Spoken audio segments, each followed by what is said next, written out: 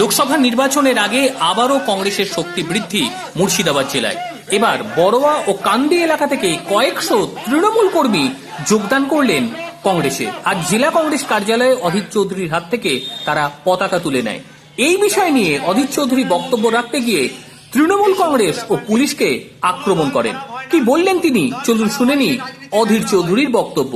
বিনয় রায়ের report, NTV WB।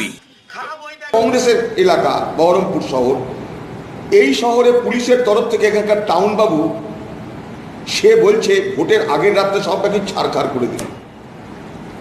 ভাই, আপনি কি ছাড়খাড় করবেন ভোটের আগের রাত্রে জানি না, যদি এখনো সতর্ক হয়ে যান। বহরমপুর এবং মুর্শিদাবাদ জেলার মানুষ আর যে জায়গায় দাঁড়িয়ে গেছে, মুর্শিদাবাদে পুলিশের বিন্দুমাত্র সন্ত্রাসের চেষ্টা হলে কিন্তু গণ অভ্যুত্থান হবে, একবারে গণ অভ্যুত্থান হবে মুর্শিদাবাদ জেলায়।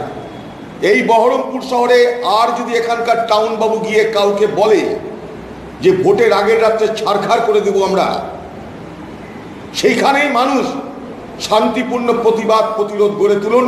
অধীর চৌধুরীকে একটা ফোন করুন, আমি গিয়ে সেখানটাই সেই আন্দোলনে অংশগ্রহণ করবো। দেখবো এখানকার পুলিশ অফিসারদের কত বড় ক্ষমতা যে ভোটের আগের রাত্রে ছাড়খাড় করে দেয়।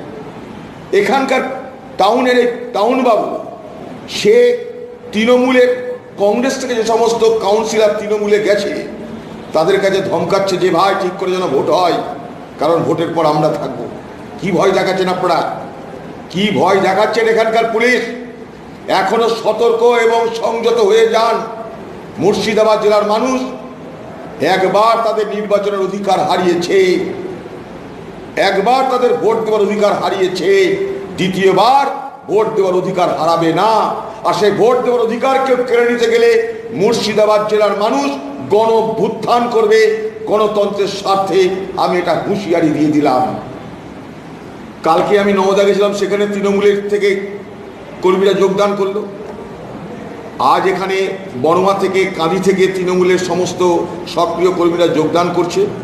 তৃণমূল দলে রক্তক্ষরণ শুরু হয়েছে গত ডিসেম্বর মাস থেকে, সেই রক্তক্ষরণ অব্যাহত। আমরা জানি যে দেহ থেকে যদি রক্ত বেরিয়ে যায় তাহলে সেই দেহে রক্ত দেওয়ার ব্যবস্থা করতে হয়, না হলে সে পেশেন্ট অ্যানিমিক হয়ে পড়ে, অর্থাৎ রক্তহীনতায় ভোগে। এটা আমরা জানি।